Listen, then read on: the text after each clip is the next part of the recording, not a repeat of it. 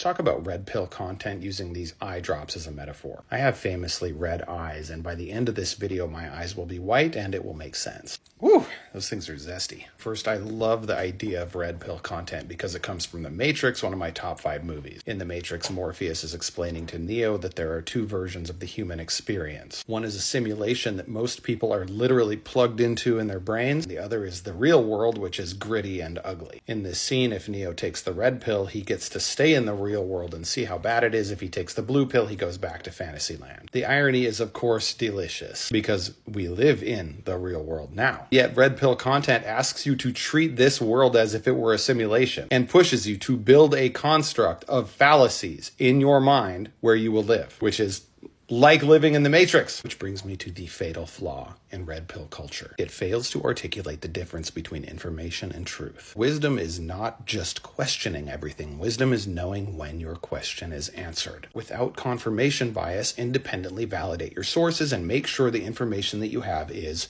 truth. This is how I fact check my own videos before I post them. Generally speaking, it's a good sign if you get the same answer from 2 different sources that have different agendas. By actually allowing questions to be answered, you're able to build layers of truth upon a foundation of truth. This is basically proofs in geometry class or logic in philosophy class, but that is the opposite of red pill content. Red pill content encourages you to deconstruct everything, including truth and fact, mix it indiscriminately with fallacies, and build a fantasy world of nonsense. Wait. A fantasy world of nonsense built with a random cocktail of facts and fallacies? I just described the Republican world. And would you look at that?